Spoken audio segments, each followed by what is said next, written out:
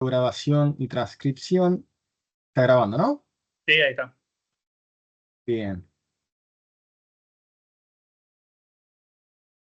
Bueno, si les parece, seguimos. De todas maneras, esto, bueno, como lo estamos mostrando, queda grabado, así que si alguien llega en unos minutitos, Disculpa, ¿te puedo va. hacer una pregunta antes Sí, por de...? favor, Mariano. No, me quedé pensando en el pasaje de los cíclopes y a la vez que ¿Mm? mencionaste el concepto de Basileus, la otra vez, bueno, Alejandro, el término Anax.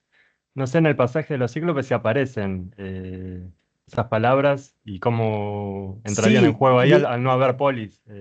no, bueno, O- justamente, es muy interesante lo que decís. De hecho, hasta lo podría haber mencionado, lo que pasa es que es muy inabarcable en cuanto a los tiempos, pero están utilizadas de una manera muy irónica, sino perversa.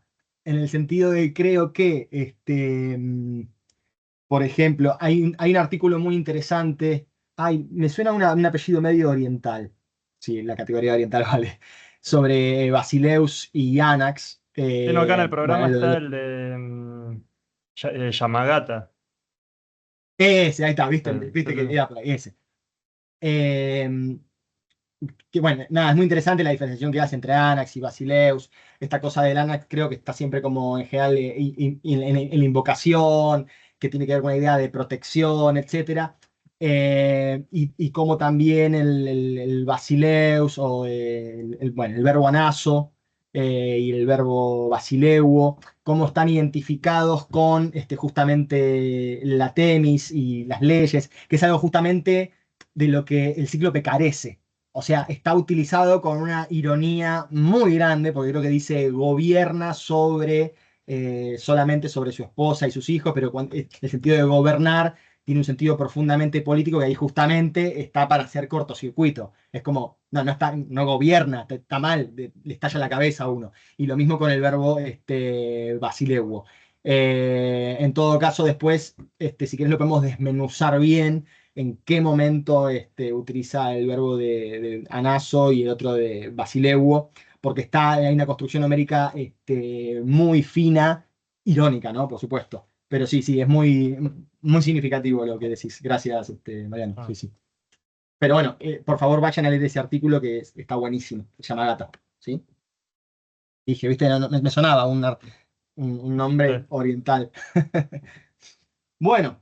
em, Entonces, seguíamos terminando un poquito con el tema de Ítaca, ¿no? Este cosmos, o este acosmos, ¿no? En realidad es un caos, no hay un cosmos real, un orden real, porque justamente hay una cefalía política. Y otra cosa importante, ¿no? Que mencionábamos antes en esta definición provisional, que enseguida tenían que eliminarla, ¿no? De la polis, que en general hay cierta idea de un consenso popular o de alguna manera importa o la opinión pública, el pueblo, ¿sí? También está el problema de qué es el pueblo, ¿no? Pero bueno, lo popular, las masas tienen un papel, juegan un papel, cumplen un rol importante en la legitimidad, ¿sí? Del poder. Y eso se ve, por ejemplo, en Odisea 16:375, cuando los pretendientes dicen algo así como, el pueblo ya hace tiempo que no nos da el apoyo en absoluto. Bueno, ahí podemos ver varias cosas. Primero que es importante el apoyo del pueblo, ¿no? Como recién les mencionaba, como una característica en esa definición provisional de polis. Y por otro lado, ¿qué significa que el pueblo ya no nos da el apoyo? ¿Qué significa? Si yo digo, ya no me dan el apoyo, significa que en algún momento me lo dieron. Claro, que en No sé, algún momento tuvieron ese es, apoyo. en algún momento tuvieron ese apoyo. Y fíjense casi que nosotros decíamos que no podíamos, que no hay mucha información sobre el estado de Ítaca o el funcionamiento en estado de normalidad, por fuera del estado de excepción en Ítaca, pero podemos establecer cierto movimiento, cierto dinamismo en el campo o en la estructura política de Ítaca, ¿no? Pensamos en un Basileus Laertes gobernando con la aristocracia de los ciertos Basileis, podemos pensar algo similar con Odiseo, luego una ausencia de Odiseo donde de alguna manera provisionalmente toma las riendas Telémaco, pero que luego parecería, estoy inventando, estoy trazando la cronología ahora, de hecho no la tracé nunca en mi vida, se me está ocurriendo ahora. Luego tenemos a una aristocracia, ¿sí? Eh, que tiene el apoyo del pueblo, digo, luego de tener ese gobierno provisional de Telémaco, administrando el Témenos y siendo el Dicaspoloi, ¿sí? El Dicaspolos, perdón. Tenemos una aristocracia que aparentemente tendría o tuvo el apoyo del pueblo, y un momento ahora donde ya la situación es cada vez más insostenible, ¿sí? Donde ya la aristocracia o los pretendientes o una parte de la aristocracia, una facción de la aristocracia, ya no tiene el apoyo del pueblo, ¿sí? Y se está desbalanceando el poder para que tal vez o vuelva o lo tome Telémaco, o bueno, todo esto por supuesto sabemos que es que se restablezca el poder mediante el soberano legítimo, que va a tener lugar justamente donde esa tríada, ¿sí? Del Genos itacense se conforma, se restablece, que es en los jardines de Laertes, ¿sí? En el canto 24. Y fíjense esa suerte de prolepsis de los jardines de los feacios, ¿no? Ese ordenamiento perfecto luego tiene lugar en el reordenamiento en Ítaca, donde, bueno, insisto, ahí se termina de conformar esa legitimidad, pero fíjense que uno pensaría, bueno, el soberano legítimo, el apoyo del pueblo, etcétera. Sin embargo, para restablecer el orden, Odiseo viene y hace mierda a todos, ¿sí? Caga tiros a todos, a tiros o a lanzas o lo que sea, ¿sí? Entonces, de alguna manera, el mecanismo que está operando o que estaría operando para el orden legítimo en Ítaca, a priori no, prima facie, ¿sí? Sería la violencia. Así es como de alguna manera Odiseo restablece materialmente, ¿sí? El orden en Ítaca. ¿Qué pasa? Un poco se dice que en realidad Odiseo también, toda esa cosa violenta con la que llega, uno pensaría también que es por haber estado por fuera de la civilización, trayendo toda esa naturaleza salvaje y violenta que él vivió durante todos esos años, ¿no? Trae consigo toda esa violencia natural, ¡plá! Y la despliega toda. Ahora bien, una muestra de la reflexión del poeta, me parece a mí, también la encontramos cuando vemos que, bueno, no es suficiente, ¿sí? La violencia. Porque, ¿quiénes quedan después de los pretendientes? Los familiares de los pretendientes, ¿sí? Sigue estando una facción o una parte de la aristocracia que no va de alguna manera a legitimar el poder. Entonces, justamente lo que se necesita es lograr ese consenso. Y por supuesto ahí también llega la intervención de los dioses, ¿no? Para terminar de legitimar. Pero fíjense que no alcanza solamente la legitimidad del Genos, no alcanza la violencia y la expoliación de la clase aristocrática nefasta, etcétera, sino que además falta el consenso del pueblo, falta armonizar esa posición en tensión o ese contrabalanceo de una fuerza opositora y, por supuesto, la legitimidad del orden divino, ¿no? Algo que también va a aparecer en la Ilíada, con el restablecimiento de la comunidad divina, por decirlo de alguna manera. Bueno, sí, el restablecimiento del lazo con lo divino por parte de Aquiles. Bueno, ya lo veremos. Bueno, por eso se dice también que hay una suerte de pacto social a lo último, ¿no? Por supuesto, con el halo divino ahí. Pilos y Esparta, ¿sí? Otros paradigmas de polis, se dice muy poco en cuanto a la polis en general, es más bien eloicos, lo que generalmente se describe ahí, pero piensen también en eloicos como una suerte de espejo de la polis. Se habla de la suntuosidad de los palacios, el sosiego, la paz, la tranquilidad, el banquete hospitalario, tanto en Pilos como en Esparta. Tenemos un ágora, tenemos el Ánax, el soberano que es sensato, tenemos los asientos de un presunto consejo de ancianos. Bueno, en fin, tenemos toda una suerte de paradigmas homéricos de la polis, que en este caso visitados por Telémaco, en otro de los ascensos gnosiológicos, ¿sí? Uno es el más claro, evidente y el protagónico, el fundamentalmente protagónico es el de Odiseo, pero también tenemos esta otra línea narrativa, ¿sí? Que después van a confluir, por supuesto, que es la de Telémaco, que también va haciendo ya lo hace cuando les mencionaba antes, su primera performance, su primera presentación en el Ágora, ya está haciendo sus primeros pasos en la política, uno diría.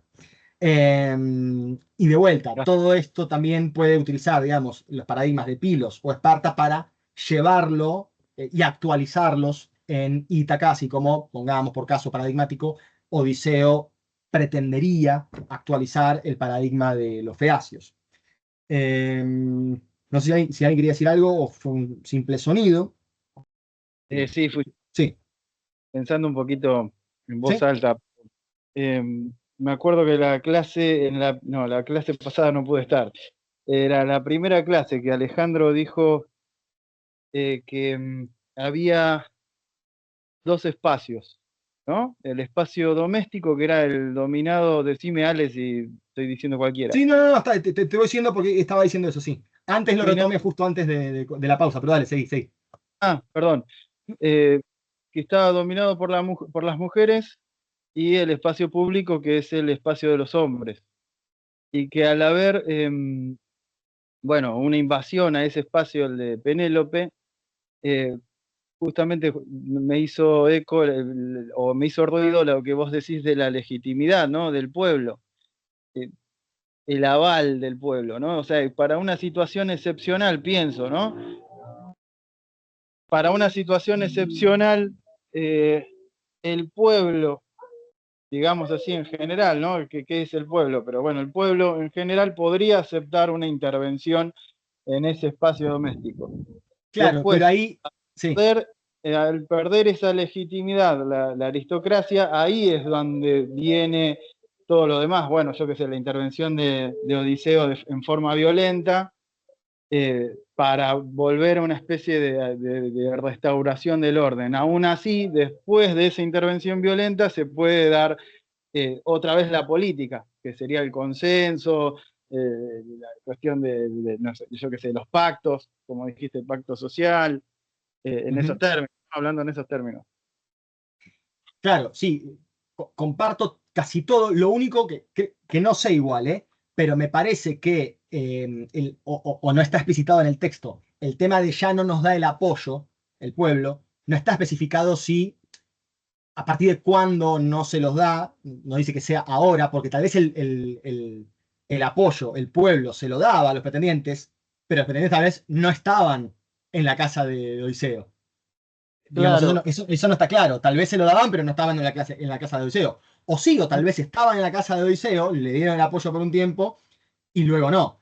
Sin embargo, lo más importante sí es lo que mencionaba Ale, esa perversión de la invasión del espacio doméstico. Pero ya voy, Ale, lo que mencionaba también antes yo, que justamente se da esta imbricación de los dos ámbitos, del doméstico y el de la polis, que muchas veces se suelen poner como compartimentos estancos y tienen un montón de relaciones. Para empezar, insisto en las primeras relaciones entre hombre y mujer, que, digamos, se trafican influencias de los justamente ámbitos de influencia de cada uno, por decirlo de una manera. Es inevitable. Pero bueno, sí. por eso yo decía que tal vez en determinadas circunstancias o en determinados momentos se acepta como una especie de excepción, ese cambio de lugar o esa invasión de lugar, entre comillas. Y en otros pierde legitimidad, y tal vez ahí, en ese momento de pérdida de legitimidad, es cuando eh, vuelve Odiseo Claro, exactamente, ahí está, mira, fíjate eso. Está todo el problema del estado de excepción. Bueno, como si vos, tal vez en el estado de excepción hubiera se sido hace, posible.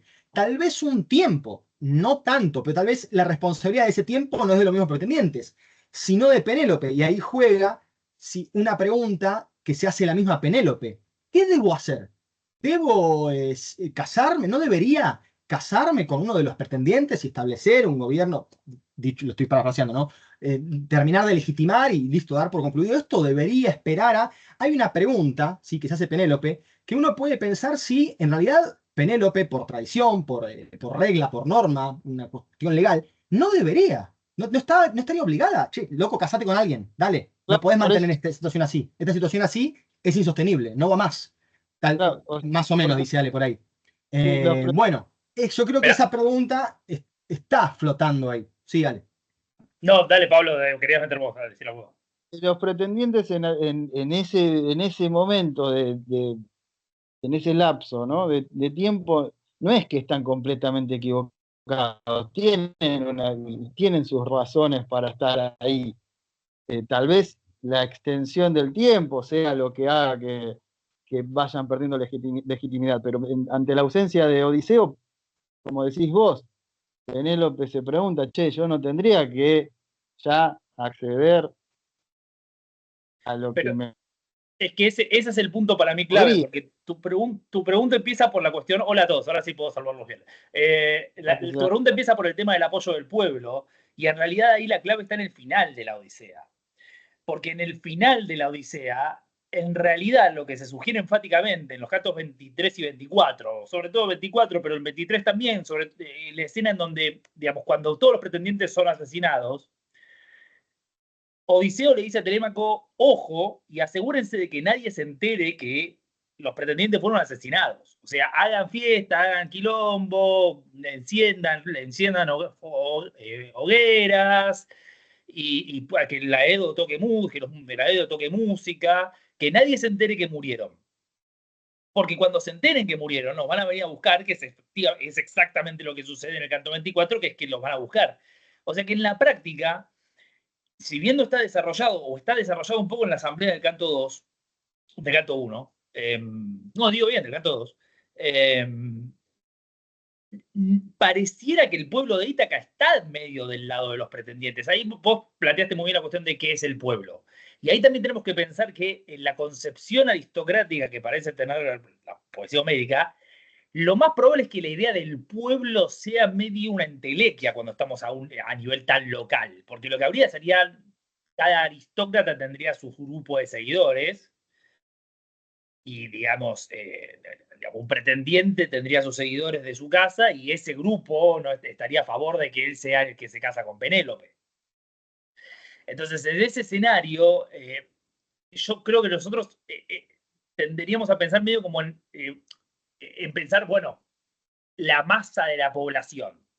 ¿Querría que volviera Odiseo o querría que los pretendientes se casaran con uno de los pretendientes se casara con Penélope? Y yo no sé si los poemas homéricos en algún momento, y ahí voy a remitirme a Gastón a ver qué piensa él, pero yo no sé si los poemas homéricos en algún momento expresan algún grado de concepción de la opinión popular como algo, como una cosa que efectivamente tiene algún peso. Siempre hay como facciones o un apoyo mayoritario, pero ocasional en una asamblea, pero la idea del No, pueblo en general opinando. creo que está tematizado la opinión del pueblo, de qué dirán. Sobre todo, por ejemplo, en Penélope se ve, yo tengo toda una cuestión ahí sobre la opinión pública, por decirlo en términos modernos. Pero ahí está, la opinión pública es una cosa, que es lo que hablábamos del tema de la némesis y de la I2. Eso Ujú, definitivamente está tematizado, que bueno, ¿qué va a decir la gente si hacemos esto? claro. Pero acá yo estoy hablando de otra cosa, que estoy hablando de, digamos, el apoyo popular que tienen determinadas personas que después en la política más clásica se vuelve fundamental, porque digamos, el apoyo que tiene Alcibíades, el apoyo que tenía Cleón, todos esos personajes de la polis ateniense, por ejemplo, o los tiranos en la época arcaica, fundamentan su poder en el apoyo de un sector o del pueblo o de un sector del pueblo. En los poemas homéricos eso no parece tan tematizado, y la legitimidad del poder de Odiseo nunca está en Ítaca me quiere. Mm. Odiseo es el rey legítimo de Ítaca y punto. Y se acabó. Eh, y nadie en ningún momento se cuestiona por qué Odiseo es el rey legítimo. De hecho, ni siquiera los pretendientes se cuestionan por qué Odiseo es el rey legítimo. Los pretendientes lo dan por sentado. Si viene Odiseo hay que matarlo. Y punto. El plan es ese. Si viene Odiseo lo matamos. Pero no dicen, no, bueno, te fuiste 10 años, ya no sos el rey. No te quejes. No. Si No, viene va a aparte ser hay el otro rey. pasaje donde dice, usted, el poder, no me acuerdo si le dice una divinidad o quién, el poder en Ítaca siempre será de ustedes. Uh -huh. ¿Dónde está eso? Entonces, y volviendo a la cuestión del espacio privado y el espacio público, yo creo que ahí es donde también entra en juego la conflictividad. Ahí pasa por el hecho de que yo no lo desarrollé porque creía, porque no quería hacerlo en ese momento, pero, pero también es cierto que los pretendientes están en un espacio medio intermedio entre el público y el privado, que es en la sala de banquete. Porque la sala de banquete es el lugar de las reuniones de los hombres adultos, es lo que sería después el lugar donde se celebran los simposios. Entonces, ahí la gran transgresión de los pretendientes es que la joda no termina nunca. Van ahí, duermen ahí, comen ahí, toman el vino y siempre están consumiendo los recursos del Palacio de Odiseo. Entonces es una suerte de estado de banquete permanente en el que viven, en donde, digo, nunca queda resuelto, porque no es ni un espacio público, porque en la práctica no es un espacio público, es la casa de Odiseo, pero tampoco es un espacio privado, porque no se van nunca. Digo, el pueblo vive ahí, es como cuando se te meten un montón de gente en tu casa y no te la puedes sacar de encima. Entonces hay un estado de excepción en ese sentido. Es un poco invadido, es un poco como el espacio invadido de Troya, ¿no? El espacio invadido de la Tróade, que es de los aqueos o es de los troyanos. Pero el campamento aqueo está en Troya, digamos, en la Tróade, lo que es territorio troyano, pero ¿es tierra aquea o es tierra troyana? Y no es ninguna de las dos cosas y es las dos cosas. Y yo creo que con la sala de banquete de los pretendientes de la casa de Odiseo pasa algo parecido. ¿Es espacio público o es espacio privado? Y no es ninguna de las dos cosas y es las dos cosas al mismo tiempo. Y es esa situación de conflicto lo que genera la problematicidad de la situación, entre otras muchas cosas, pero digamos, en términos conceptuales, es esa imposibilidad de definirse para un lado o por el otro. Perdón, me metí mucho, Gastón, ya me callo. No, está bien, todo eso ha enriquecido, ha sumado mucho, es verdad. Sobre todo es muy interesante lo que marcás del espacio material, del banquete como, uno diría, frontera, de espacio liminal, ¿sí? Entre lo público y lo privado. Justamente está ahí en tensión y eso es lo que lo hace problemático. Me quedé con eso sobre todo, ¿no? Esa cosa que lo hace justamente problemático. Dentro de una ficción también, ¿no? Obviamente, de estos términos ficcionales, porque, bueno, están todo el día ahí, bueno, que es como las películas de acción o lo que sea, que, no sé, nunca van a hacer pis. O sea, nunca se van de ahí, que nunca duermen, bueno, no está tematizado eso. Bueno, en fin, seguimos. ¿Escudo de Aquiles? No, hoy no será el escudo de Aquiles, pero es también una tematización de la polis, pero vamos a ver, espero, el viernes, ¿sí? Porque, bueno, justamente se da con... No vamos a desarrollar muchísimo, pero vamos a abordar un poquito el tema del escudo de Aquiles como una forma de polis en lo que hace al eje de la soberanía entre Aquiles y Agamenón. Muy pequeñito, dos notitas sobre los etíopes, otra forma de relato, o se ha visto como otra forma de relato utópico. Recuerdan lo que les decía de estar apartados del mundo, que se ve como una característica utópica. Bueno, acá justamente los etíopes también están apartados de todos, y digamos, banqueteando con los dioses, son también insuperables, ¿sí? Amimon es el término, como los feacios. Entonces, de alguna manera, fíjense cómo ¿es bueno o es malo, uno diría, estar apartados de todos? Y bueno, enseguida el poeta en otro lugar, digamos, enfatiza. Entonces esto toma lugar con el énfasis en otro lado donde ahí claramente es bueno. Entonces se resalta esa propiedad, por decirlo de alguna manera. Todos los conceptos estos se van retroalimentando, reformulando, ¿verdad? Bien, lotófagos, perdón, empecé a ir rápido porque quiero cortar no más de las 5:15 como muchísimo, con el calor que hace. Lotófagos, ¿sí? Es el primer, ustedes saben cronológicamente, ¿no? El primer paso nociológico de Odiseo en esta clave hermenéutica del proemio, como este viaje en el conocimiento, esta exploración sobre un microcosmos desconocido, ¿sí? Y es donde, bueno, ustedes saben, le ofrecen la flor de loto en código hospitalario, un poco irónicamente, porque quedan los compañeros de Odiseo.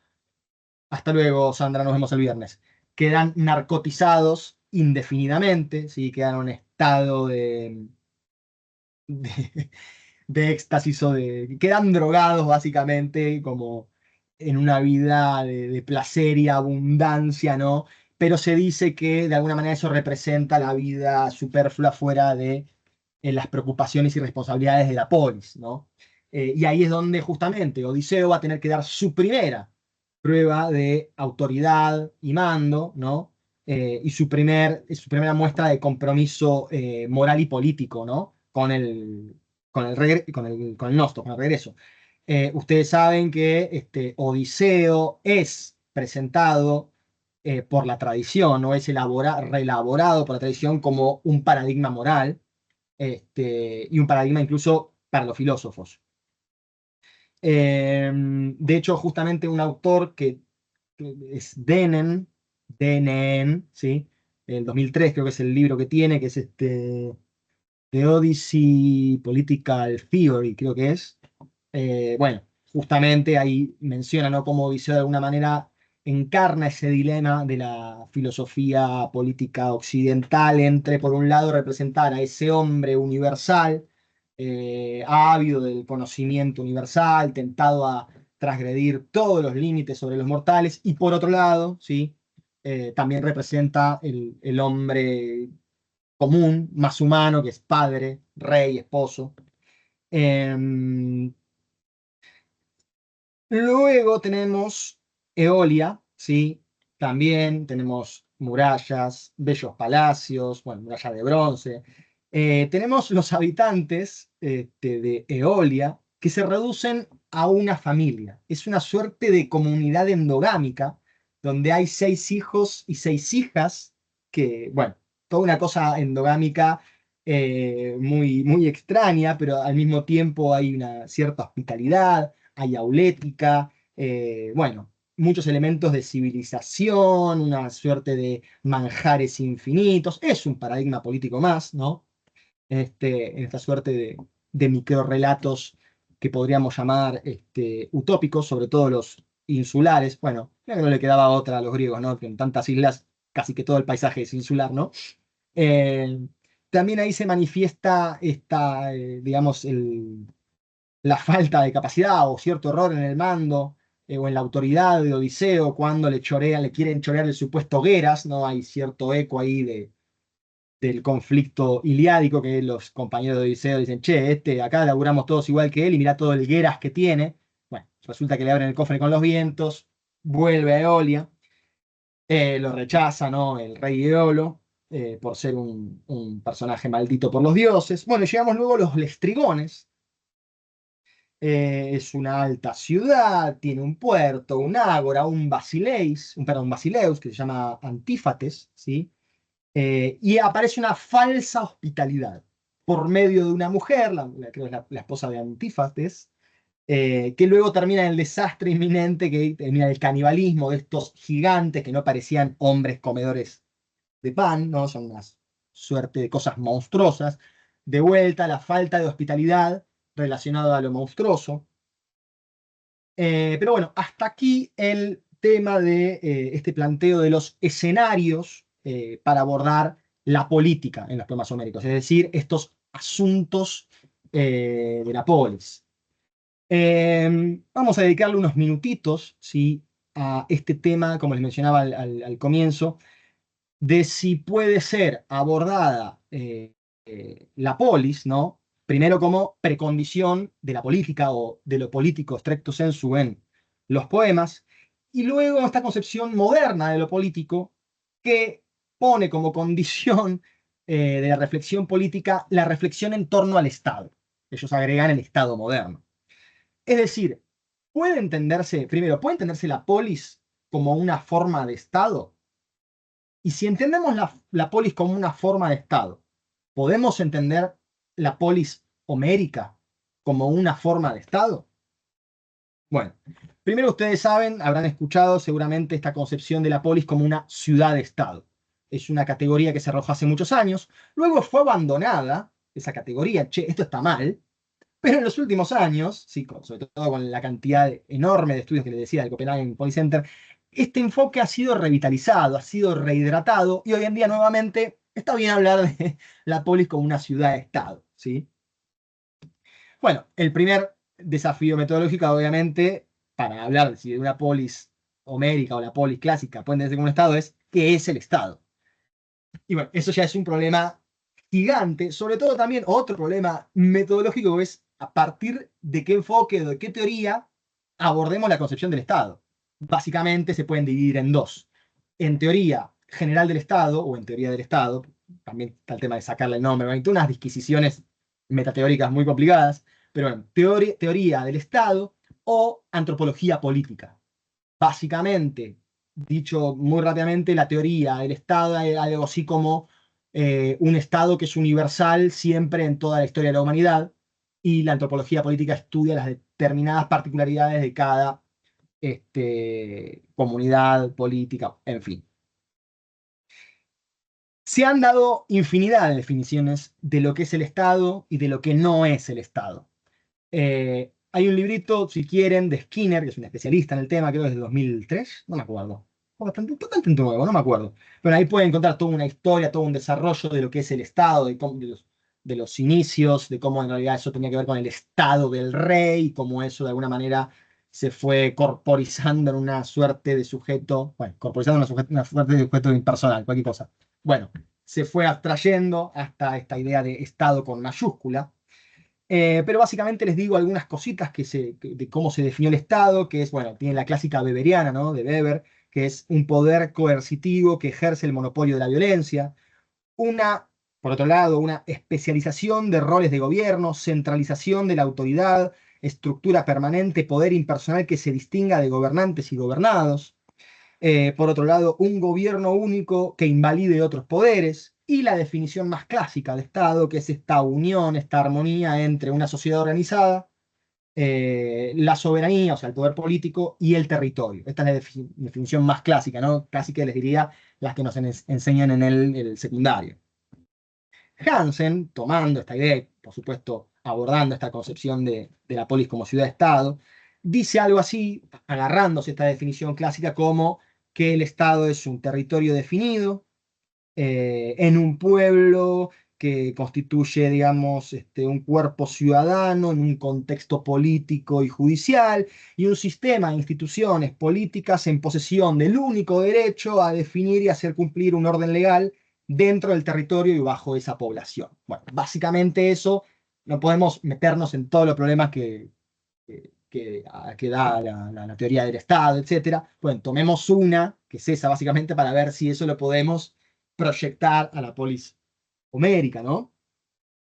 Perdón, podría Sí, todo, un poquito de todo y solucionamos todos los debates, claro, ¿no? es un poquito de todo. Lo que pasa es que cada una de las definiciones tiene su problema. Incluso esa que se estableció, ¿no? Eso de la distinción, que en la antigüedad no había distinción entre gobernantes y gobernados, cosa que es imprecisa de mínima, o sea, y esa sería una razón para que no haya Estado.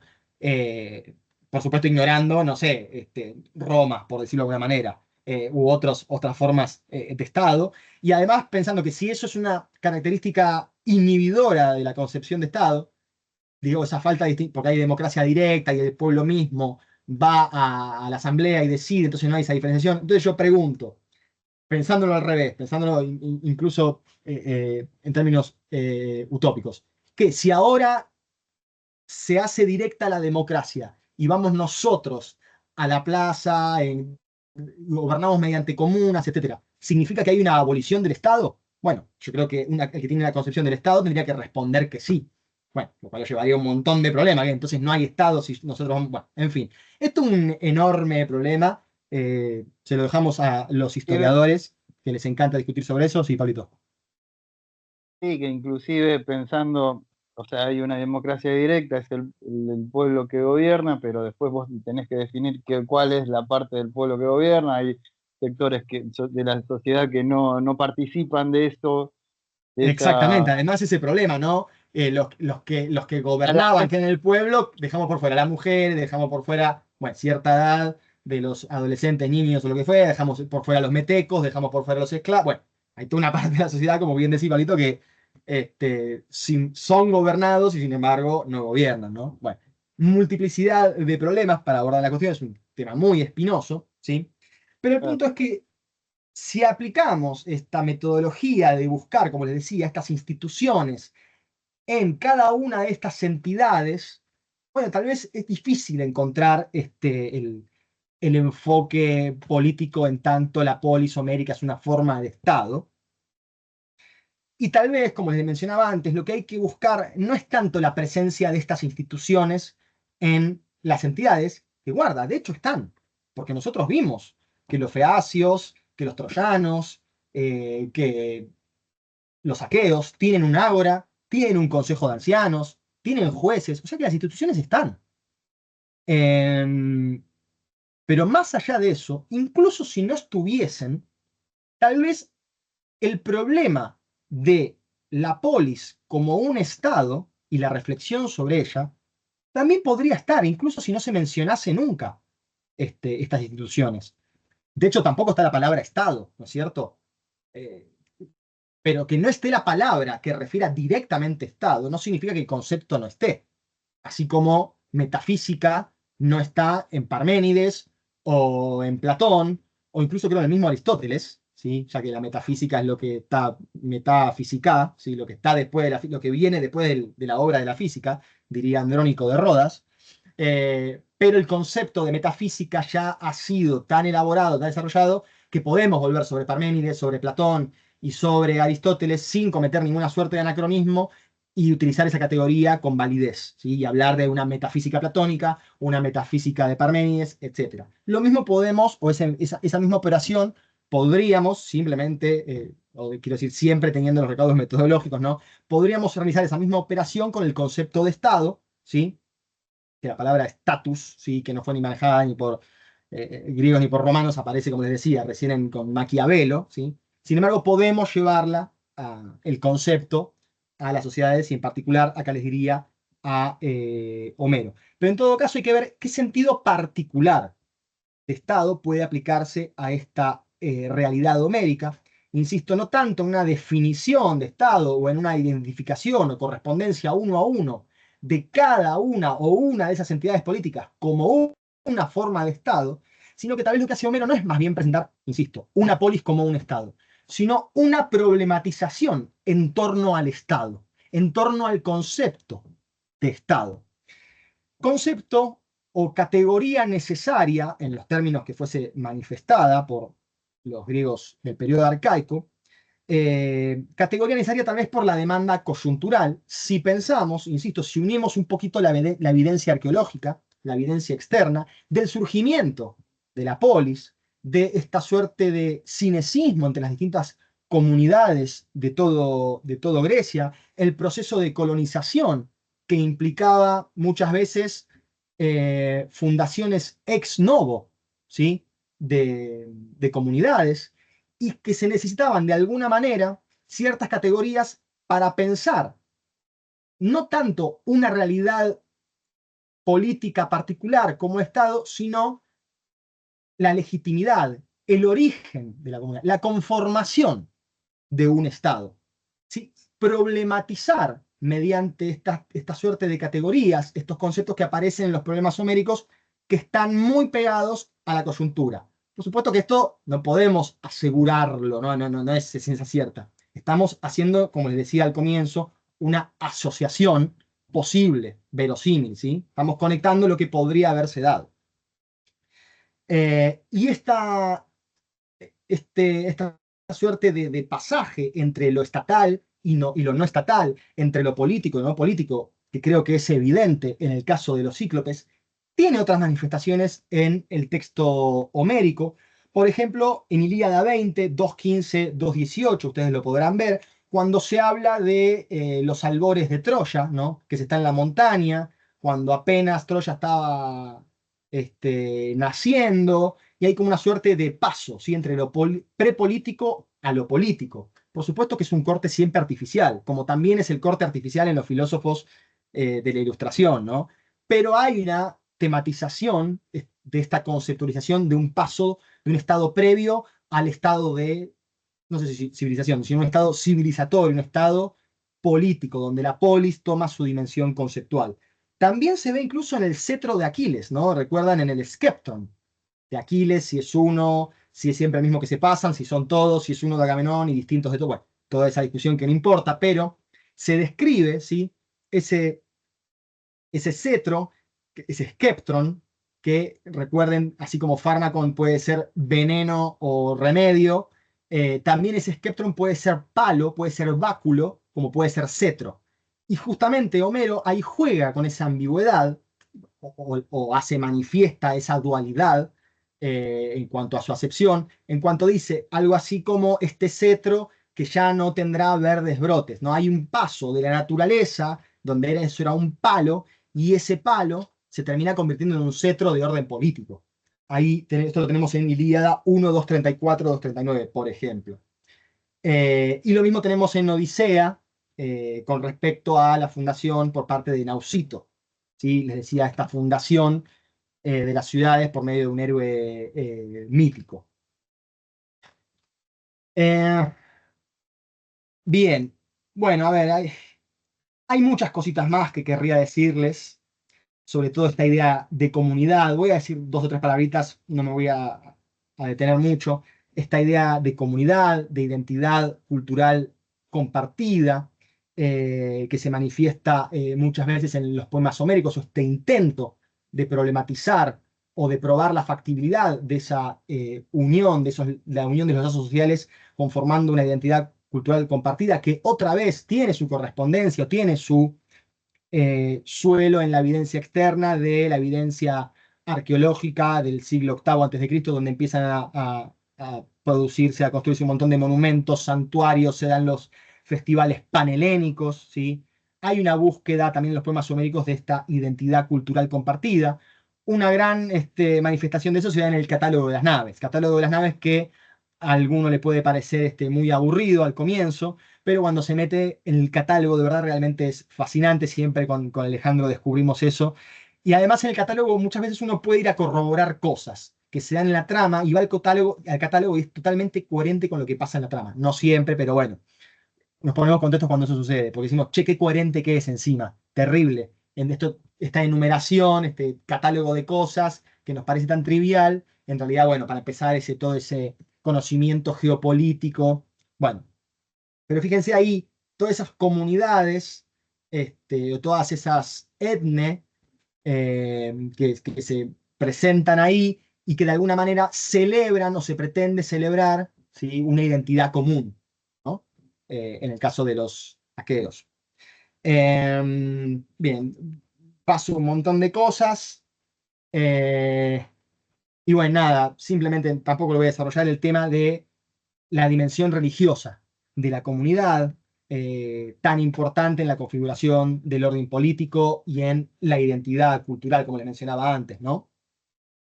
Bueno, hay mucho, pero creo que hace mucho calor.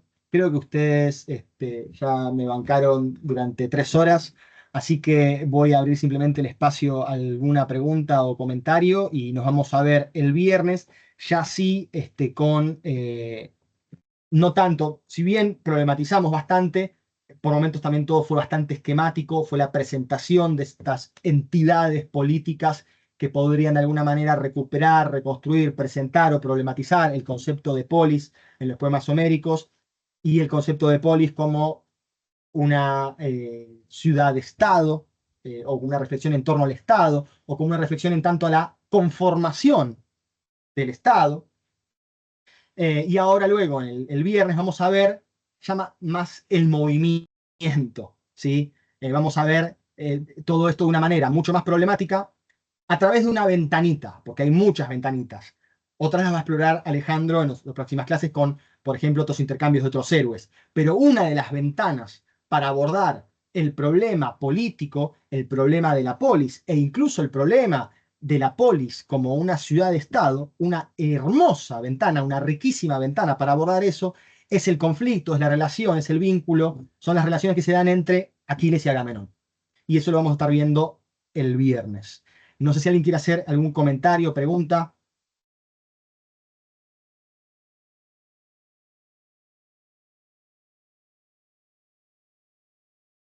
Yo, por cuestiones de horario, ¿no? Siempre llego medio tarde, pero, por ejemplo, el viernes, algo como para para leer o algún pasaje en particular. Y a ver, me acuerdo cuando Ale la otra vez dijo, les recomiendo para leer, y dijo 1, 2, 4, 5, 16, 23, 99, 44, 55, 96, 18, 23 y 4. Bueno, lean la Ilíada de Ah, Odisea de vuelta, más o menos Recomiendo le para dijo leer Ale. 1.24 ahí. claro, bueno. 1 a 24. Básicamente los invitó a leer todo. O le dijo algo Bueno, así como, se llama lean todo Seminario de menos el Doctorado. 10. Lean todo menos el 10, básicamente menos la Dolonía. Gran canto la Dolonía. Pero no, respondiendo en serio, sí. Lean si quieren, o sea, 1, fundamental. Por supuesto, 9. También pueden leer 18, sobre todo la parte de la escena del juicio. Y 23. 23, fundamental. Vamos a ver también los juegos de Patroclo, los juegos funerales en honor a Patroclo, también como una forma de polis, ¿sí? Como una forma virtuosa tal vez de polis, ya lo vamos a ver. Y algún, obviamente, pedacito de 24, ¿sí? De este restablecimiento, reconciliación con el orden divino, ¿sí? De parte de Aquiles. Pero básicamente de vuelta, 1, 9, 23 y algún cosito de 24 por ahí. Pero bueno, saquemos 24 si quieren. 23, 18, 1. Ni que Listo. no hubieran leído la Ilíada, ya leyeron la Ilíada. Más o Yo menos. respondí a la pregunta de la audiencia con quien tengo que negociar los intereses No, individuales, los No, míos, ¿cómo vas a tener que los de negociar la con la audiencia? tradición. Y yo tengo que comer, ya lo dijiste no. Con vos. esta audiencia no se negocia. Pero vos ya lo dijiste, yo tengo que comer. No me conviene si no. Algo, yo decía algo particular para la clase, ¿no? Si es todo, bueno, ahí leeremos todo. No, bueno. Básicamente donde se dé el conflicto entre Aquiles y Agamenón, o esté tematizado ese conflicto. A ver, el día 18 no está Aquiles y Agamenón. Bueno, aunque básicamente es el escudo de Aquiles, ¿no? Pero el conflicto de la escena del juicio, ya se los adelanto, claramente, o una de las interpretaciones que se ha hecho, entre otras, es que claramente evoca el conflicto entre Aquiles y Agamenón. Bueno, ya lo veremos. El canto 2 no viene mal tampoco. Además, de paso, ya lo repasan, ya lo tienen leído para el miércoles que viene. Claro, sí, me acordé, vos tenés una clase total de catálogo. Genial. Ah. Una maravilla. No se pierdan la clase del catálogo. Todo lo que pensaban que el catálogo es una porquería y un aburrimiento, se van a terminar tatuando el catálogo de las naves. Porque es increíble. Y no tengo dudas que el doctor ahorita lo va a hacer de una manera inimaginablemente mejor. De lo que, Tatuable. de lo que lo hace Homero. O sea, imagínense. Lo va a hacer hablar Homero cosas que ni dijo. Pero lo va a hacer Ese es muy más o bien. menos el trabajo. Es más o menos mi trabajo.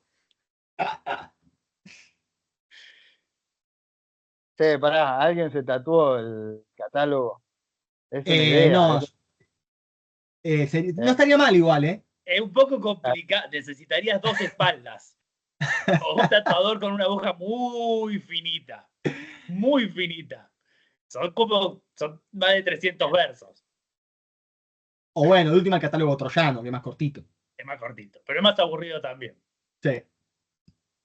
Bueno, si no hay nada más, algún comentario, nos vemos el viernes a las 14 horas, si les parece. Yo tipo Ale, perdón, 4. ¿dejo de grabar o si corto solo? ¿Qué hago?